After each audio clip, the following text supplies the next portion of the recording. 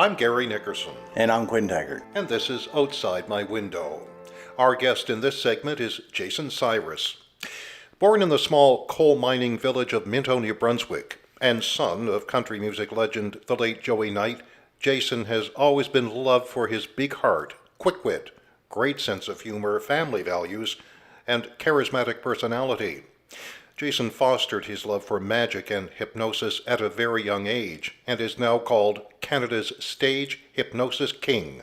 Audiences are completely blown away by his highly entertaining world-class shows coming from everywhere to experience the laughter and thrills.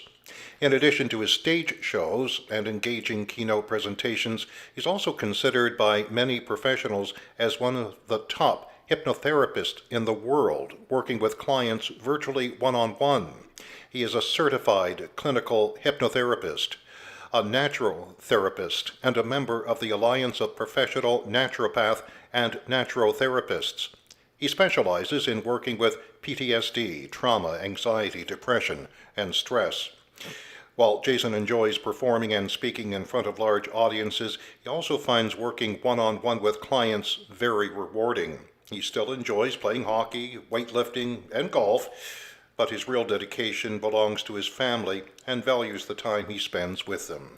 Jason Cyrus, welcome to our podcast.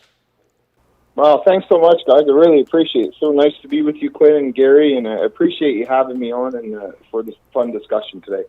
Well, we've sort of figured that if we can't get you here live, we'll do the next best thing, right? That's right. Yeah, we'll get there. We'll get there someday. But I'm happy to chat with you. Well, if we can get Gary clucking like a chicken by the end of the call, I think we'll be all set. Right?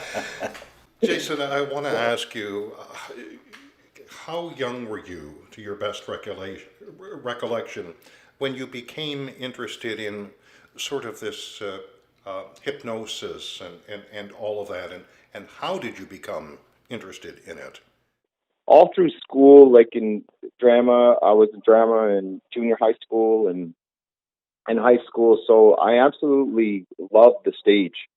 And I'm sure that you guys all know the man that they call Ravine. I seen him at the Fredericton Playhouse. You guys remember him, right, Gary and Quinn? Absolutely. Yes, we're dating ourselves for that, but yes. Me too. Me too.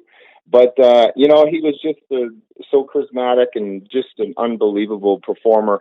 And what I always loved about what he did, Ravine, and I respected it so much, was he always kept his shows family friendly. And I seen him at the Fredericton Playhouse when I was 10 years old, and I was absolutely blown away. So I got the bug from there. I played a lot of hockey and all that stuff in my life. And I'm making a long story short here. But I ended up seeing a stage hypnosis. I ended up playing junior hockey down in Collingwood, Ontario, and they had got a stage hypnotist to go in to do like a corporate event for our hockey team. And I had the bug right from there, and I was taking a grade 13 in Collingwood Collegiate High School is where I was at. And I ended up going to the library, and I got some books on hypnosis, started to study it. It was something I was so passionate about. I was going to the parties and getting people's hands stuck and to their head and getting their eyes, I was having a blast with it. I was a big hit at all the parties, and that's really where the bug started. So from there, how do you take that from interest and pardon the expression, bar tricks, to a full stage experience? Yeah, so from there, I actually got a hold of an association called the International Hypnosis Association with Keith Livingston, and I basically took a course online through that. I was also going to NBCC, and I'm located in the Moncton, New Brunswick area, and I was taking marketing and business, which at all, now everything makes sense how everything came into my world. But I started studying it, and I ended up developing a show, and my very first show was in Sussex, New Brunswick, and I ended up, there's probably about 175 people in the audience, and looking back at it now, it wasn't the greatest of show, but that's when I got the real bug, the fire, when I walked out on that stage. The show ended up going like 3.5 hours long. I had no clue of how long it was. My dad was giving me the cut sign. I know if he had the big hook, he would have pulled me off the stage. But it was like 3.5 hours. The poor volunteers on stage were absolutely exhausted.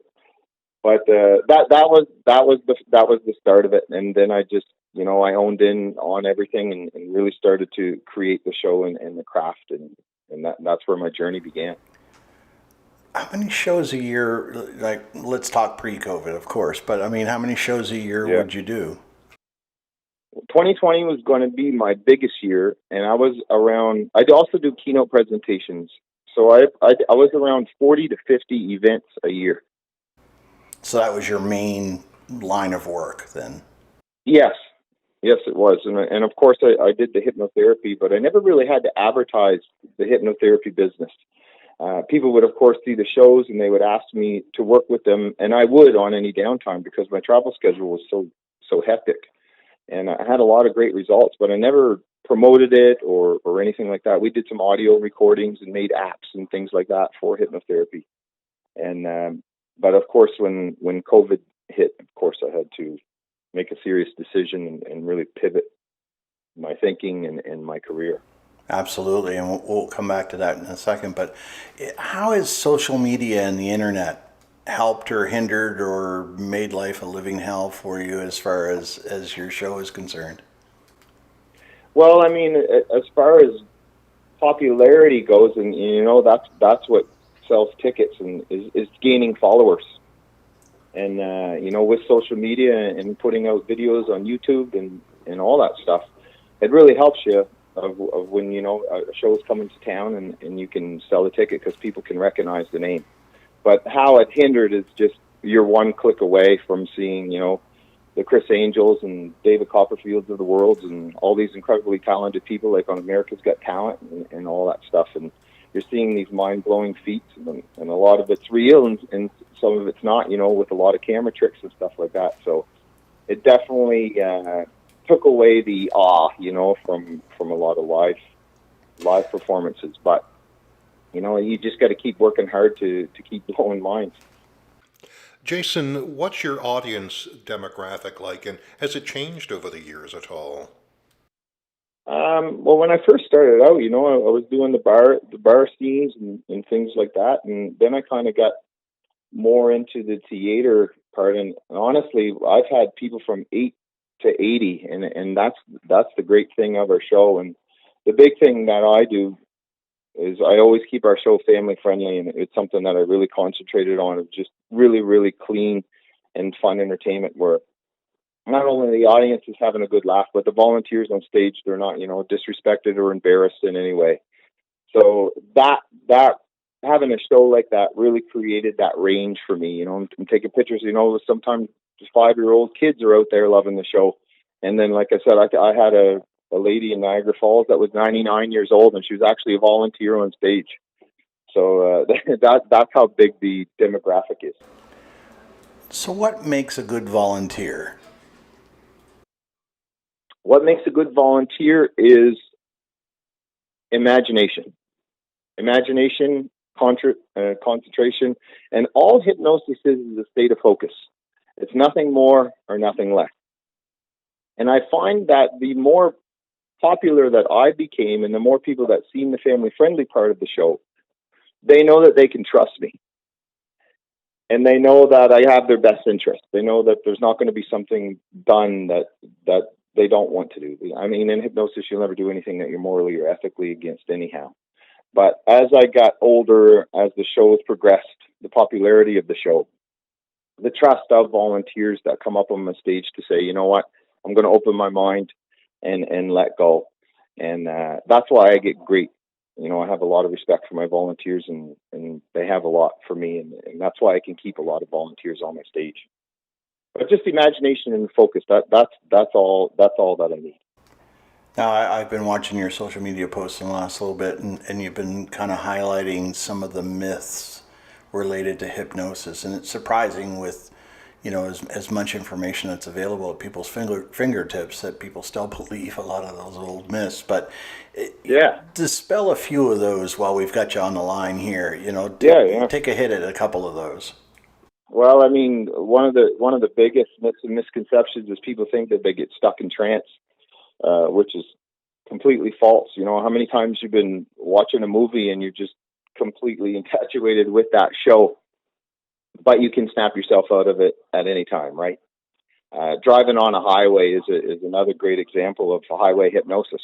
How many times you're driving on a highway and your mind just completely goes somewhere else, which is the unconscious. Although you're still safely driving, you're going, and gee, you don't know if that light was red or green, or did I stop at that stop sign? And the next thing you know, you're in your driveway. That happens to us all. A lot of people think that they're a zombie, or they're going to tell all their secrets, and that's absolutely false. Also, you'll never do anything, like I mentioned before. You'll never do anything that you're morally or ethically against in hypnosis. So it's not like we used to see the old-fashioned cartoon, somebody waving a pendant or a watch, and you're getting sleepy now type thing. No, not at all. You know, it's just that's just the wonderful world of Hollywood bringing things to a new level. You know, there's some things of that, you know, you getting sleepy and listen, but there's so much more that goes into it than just snapping your fingers and getting someone to do something that they don't want to do, which is absolutely false. It's actually Plus you're really, bound really by a safe. professional standard as well, right? I mean, Of course. Yeah. people Of need to course, understand that and you're not just some guy that, watched a couple of YouTube videos and now you got a show. right.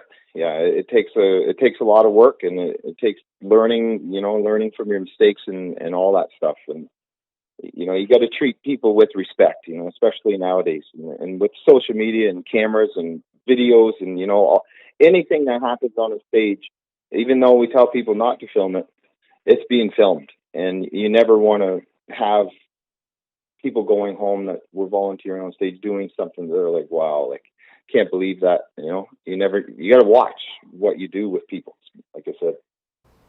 In the early days, did you practice on your family? Well, I still have my wife. She's still hypnotized. Well, that I'll explains never a lot, ever doesn't snap it, my right? fingers in front of her. She's a good-looking girl, and people are like, "How did you get her?" I said, "Well, I'm a hypnotist. Come on." But that's a running joke. Oh my. And actually, I done some work. I do a lot. There's so much more than hypnosis that I do. I did a lot of like EFT, emotional freedom techniques, and I've done a lot of stuff like that with my little girl, who's 12 years old, and her friends. With the way that anxiety and stress is in the world today, I teach them little tips and tricks, and it's really powerful stuff. Are some people more easily suggestible than others? Yes, most definitely. Yeah, they are. And I see that. I see that a lot. And once again, it's all about people's perception of what hypnosis is. Some people they still think that hypnosis is what you see on the movies, and they have their walls up. And a lot of times I find that females are a lot more susceptible because they're very open-minded versus sometimes males, or we think that we got to be that alpha A personality and not let our guard down and things like that. But I know females, when they do come on the stage, if you've seen one of our stage shows, it would probably be a good 75% would probably be female versus the males, and they're just they're just more outgoing and want to get up there, and they're open-minded. So, COVID strikes. So let's go down that road. And Yep. and of course, that basically wipes out all of your stage shows. But, just like a lot of other people, you pivoted. What did you do with your time? Well, I remember the day I was coming back from a family vacation. And I had mentioned 2022 was going to be my biggest year.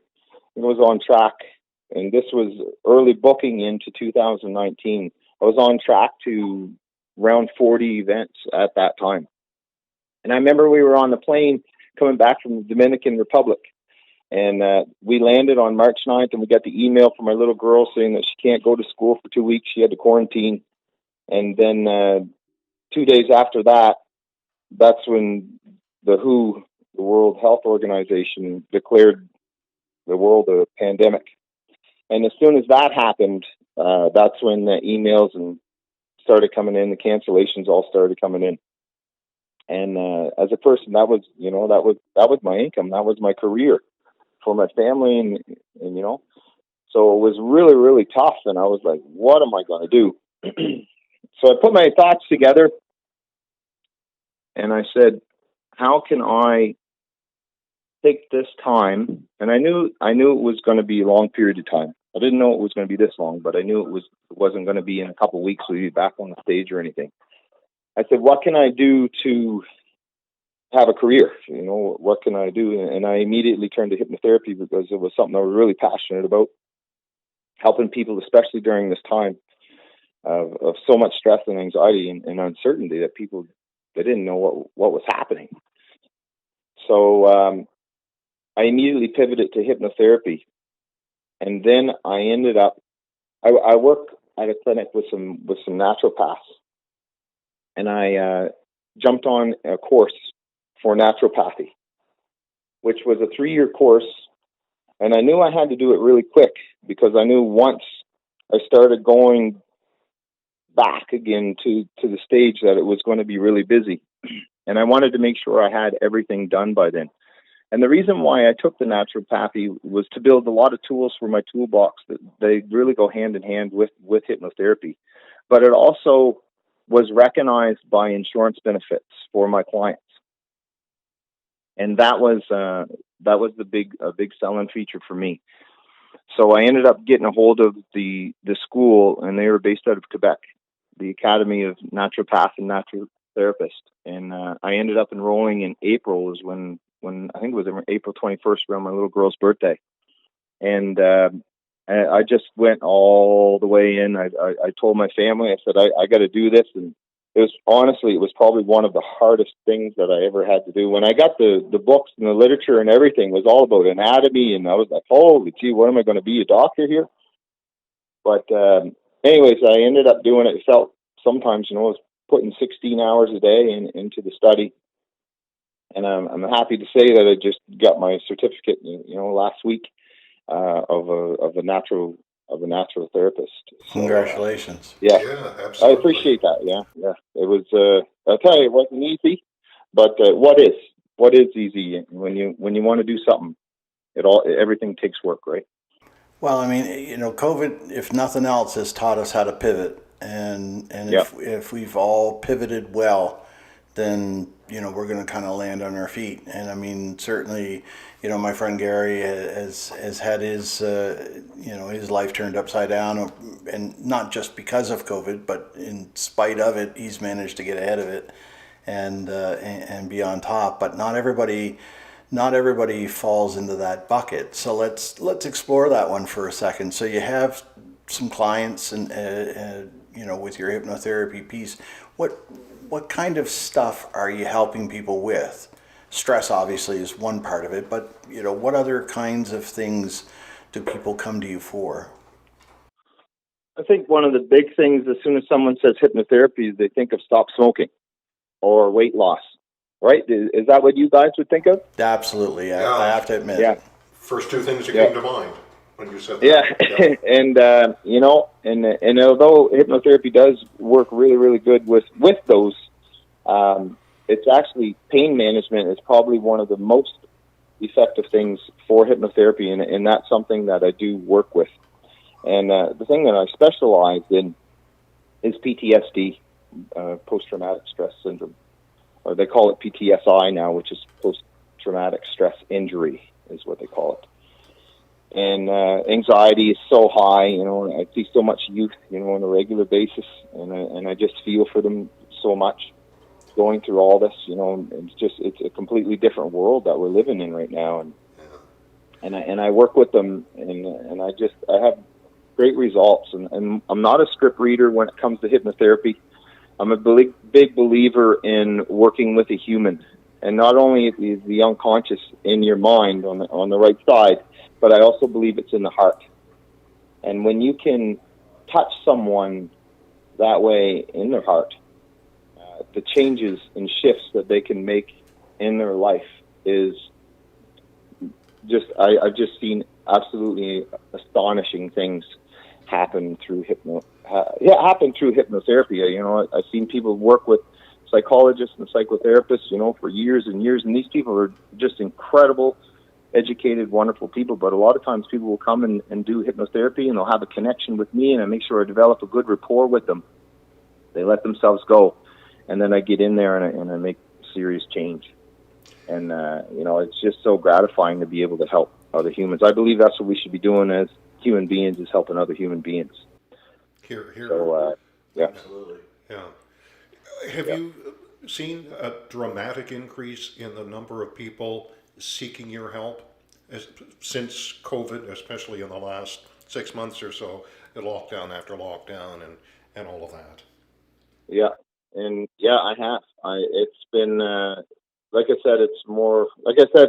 The stop smoking, people think of that first thing, but 90% of what I work with on a daily basis is PTSD and anxiety, and it starts, even young children are having this. But I do a lot of work like with from age 10 and up, and the increase right now, mental health is the worst that it's ever been in humanity right now.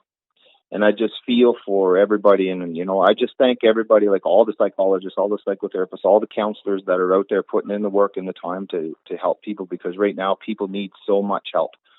And if someone ever cries out and gives you that phone call, make sure you take time for that person, because they're calling for a reason, or they're talking to you for a reason, and give them that time. And we have to do that as a human. What are you finding, Jason, with sort of the majority of those who come to seek your help? Obviously, anxiety and stress. Is it the fact they can't be with loved ones? Is it the uncertainty of this whole pandemic and when it will end? What are some specifics that you're hearing from folks that really troubles them? One of the things that I see all the time, I always look at the analogy like a pressure cooker. And people are putting so much in. And this stuff happens, even, as a young child, they're seeing things. And we might not even think of it as a young child as it being traumatic. But it is, and it goes into that unconscious mind. And remember, the unconscious is 20 million bits of information per second that it takes in. It's always analyzing, it's always looking, it's always there. And when you come across these people, I find that they're just holding so much in, and they're just putting so much into their pressure cooker that one day it eventually pops, and they're not letting out the steam. And I find that's the biggest thing that I see all the time. And of course, like you mentioned, with people not seeing families and not being able to do the things that they normally do, just going out to a live event or going to a restaurant became very complicated now for people. And that's all just adding that pressure to that pressure cooker. And it just takes, that one time for it to finally pop. And that's why I believe that mental health is in the state that it's in right now. Certainly life doesn't come with an owner's manual or tech support. So it's been my experience that certain life events will crop up and you're just ill-equipped to deal with it. Yep. So, June is Men's Health Month. May was Mental Health Month. But, when you look at your demographic of who's reaching out and so on, would you say that it's slanted more towards men than women, or the other way around? Yeah, 100%. 100%. And I'm glad that you brought that up, because you're so right. Just like I said, when people go on, even when it comes to a stage show, you see that 75% and it's female. But when it comes to help and asking for help, once again, females are more apt to do that. And as men, sometimes it's okay to cry. Sometimes, it's okay to talk. It's okay to not be okay. You're 100% right. And I think that it's so important to voice that and, be there to give, a man a hug and get out there and ask for that help. A lot of men we just get that stereotype, the big tough guys, being brought up that way, but we go through stuff too. And it's great that June is that Men's Health, and I just hope it brings the awareness, like other things, to know that it's okay, like you said, to not be okay, and to reach out for help. Reach out to whoever it is that you can, and it doesn't need to be a professional. And a lot of times, you can have that talk with your wife or a best friend or someone that you trust, and even just talking lets that steam out of that pressure cooker. And that's things, as men, we got to be more aware of, and we got to be able to let our guard down a little bit, and let get things off our chest. Certainly, there's a huge stigmatism associated with mental health, regardless of gender or bias that way. But certainly, if it comes to a man asking for help on a mental health scale, that's one of those things. But what do you do differently when it comes to the hypnotherapy side of things? What's the angle to get you in there and be able to give people help? The thing that I started doing over the past, I started doing it, I believe in January. I learned it from a guy out of the UK. His name's Carl Smith, and he works with a lot of first responders, a lot of military veterans, serious trauma that they experienced in their life, and it's just been life-changing for my clinic. It's been life-changing for my work. Is one thing I do with everybody now is I do an emotional detox. And what I do is I get them to let go of all their frustration, all the pain, all the grief, all the emotions, the negative energy, all the bad images that they had in their head, that they have in their body, that they have in their mind, that they have in their soul. And I bring it out of their body, out of their unconscious.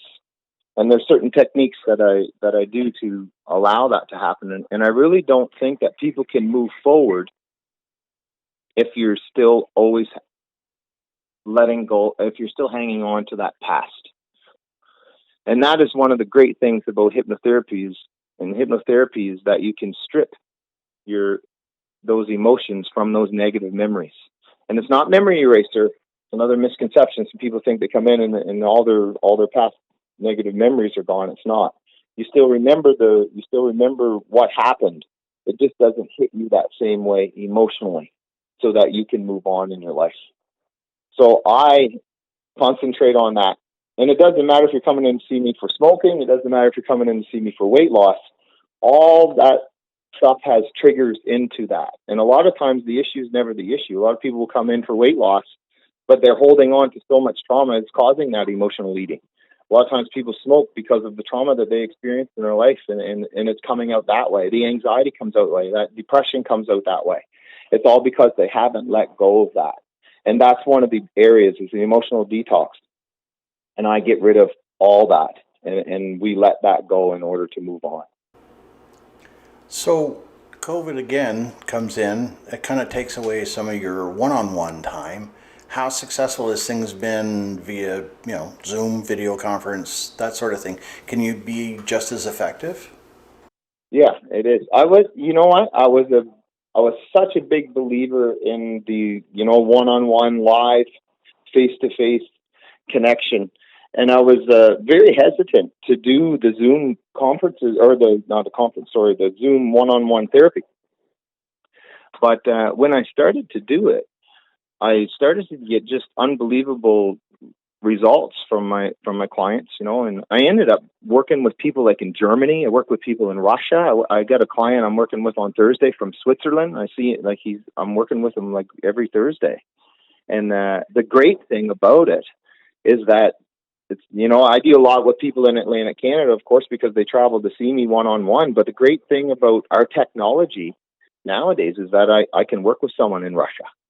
And, I can have those, we can have those just great results, all over the world. So I'm a big believer in this Zoom. And once again, it's all about that trust and respect. And it's one-on-one. The connections, I never had really an issue or anything like that. I always thought that was going to be an issue, but big believer in it now, and I just seen, like I said, it's proven. I've seen just lives change all over the world.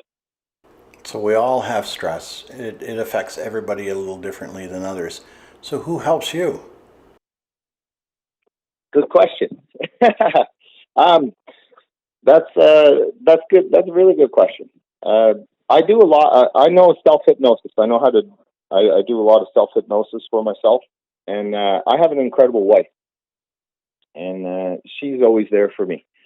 So any times that things ever bother me or anything like that, she's my therapist, and I can always talk to her and get things off my chest. And I'm an open book with her. She knows everything about me, and she's there. So I'm really grateful to have her in my life. She's a really special lady. That's good to hear. I mean, everybody needs balance. Yes, I do. The challenge that we have being in a small community in rural Nova Scotia, or what's classified as rural Nova Scotia, is that we don't have the resources. And so it's really great to hear that you've had some success being able to do things via technology, because certainly, pre-COVID, that wouldn't have been something that anybody would have dreamed would have been successful.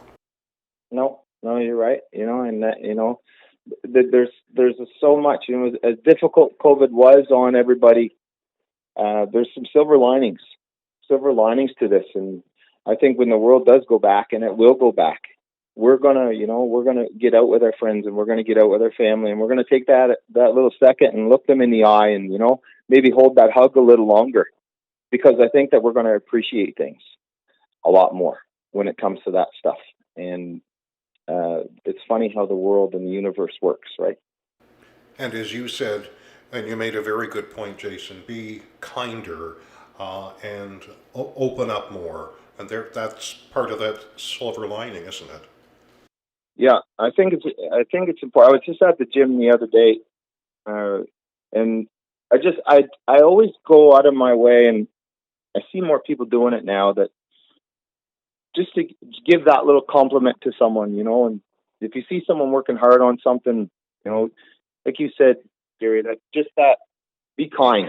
Don't be afraid to hold that door open for someone. Don't be afraid to do whatever it is that's good for humanity, because you know what? You never, ever, ever know what that person's going through. And just a smile or just a compliment could completely change that person's thought process and bring them out of a negative state to a positive state. And I think the world's getting a little better with that. And I just hope that it continues, because kindness always wins. And if we can all do that, you never know how that we're affecting. It has the ripple effect, right? And it's just it's bringing so much good. Even if it's one little small thing, it just changes people's day. It's contagious as well. Yes, it is. Yeah, I love the fact. Like, I went for a coffee the other day, and I went to the door. It was actually before my exam. I was really stressed out. I was like, gee, I got to get through this exam. I hope I know everything. And I went to go pick up my coffee, and the girl said, your coffee's paid for. And you know what? It made my day. It completely made my day. And of course I did. I paid it forward to the person that was behind me.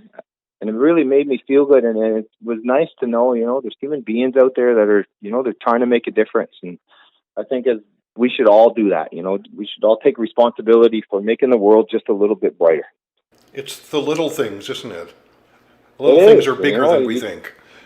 Yes, it's just small. That's what people appreciate more than anything in the world is, just, pay for that coffee for someone, or just open that door, just that smile, or, nod your head at someone and say hi.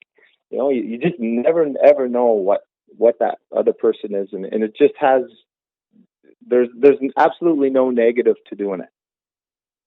So fingers and toes crossed. I don't want to jinx anything, but we are, it seems, gradually getting through this COVID. There were variants and all of that, but we're here in Nova Scotia. We seem to be doing very well for the most part. People are doing as they're being asked. Hand washing and social distancing, the masks and all of that, sort of the gradual lifting of the restrictions. So looking into the future, what's next for Jason Cyrus? You know, the stage is calling my name. I just I absolutely loved, as much as hypnosis, I love helping people, but I also love making people happy and laugh, and I think that's a part of it. And I know that I'm booked down in Yarmouth for March, and some of the greatest people that I've ever met. Fortunate to tour all over, and I know that we got another tour planned here in 2022, and hopefully, we can do everything. And I was holding off. I had a lot of opportunity to do shows, with the social distance theaters, and our show is all volunteer based. And I just found that a mask would really take away from the show. And I worked so hard on having a good quality product that I would never want an audience member to walk in and say, yeah, that was just okay. I want to come back. I want to be bigger and better than I ever was. And I can't wait to get back out there and see everybody again. Well, we'll look forward to seeing you again, fingers and toes crossed, Yeah. at the Arc here in Yarmouth. And I know you have a lot of fans down this neck of the woods, for sure. Well, I appreciate that, guys, and I really hope to see you guys. When we're down, and as soon as I see you, I'm giving you each a great big hug. All right? Yeah, I appreciate that. Exactly, for sure. Appreciate that. Yeah. So with it being Men's Health Month, I'll give you the last 30 seconds. What would you say to the male audience and our listeners? The male audience, get help. Don't allow that alpha A personality to hinder you. Reach out for as much help. And I know what we were talking about, looking for professional help, but there's so much amazing content for help just on YouTube and things like that. And it's absolutely, the life changing stuff. And I want men to open up a little more, and I think that we are. In 2021, I think that men are opening up a little more. And like you said, Quinn, it's okay not to be okay. And get out there, ask for help. It doesn't need to be a professional. Speak to someone that you trust, a best friend, wife, whoever. Just ask for help. And Jason, just finally, if someone is out there listening to this podcast, is suffering from, trauma, anxiety, PTSD, depression, stress, any of that, and they'd like to connect with you for your professional services as a hypnotherapist and a naturotherapist, all of that, you're out there on social media? Yeah, email Jason at Jason Cyrus. And I also have a YouTube channel, Hypnotist Jason Cyrus, and I put a video on there every Wednesday. There's a lot of hypnosis stuff, but there's also a lot of tips and tricks for 7-Eleven breathing, getting through panic situations and all that stuff for trauma. And I talk about EFT, emotional freedom techniques for tapping and getting through all these different scenarios that we go through in life with stress and anxiety and stuff like that. So there's so much good free content right on my YouTube channel, Hypnotist Jason Cyrus, that I want as many people as possible to take advantage of it. Excellent. I'm sure they will. Jason, it's been a thrill. It really has. So great talking with you. Yeah, I just can't thank you guys enough. And like I said, I can't wait to get back down into Yarmouth and to see everybody's smiling faces again. And I can't wait to see you, Gary and Quinn. Absolutely. Thanks so much, Jason. Our guest has been Jason Cyrus. I'm Gary Nickerson. And I'm Quinn Taggart. This has been Outside My Window.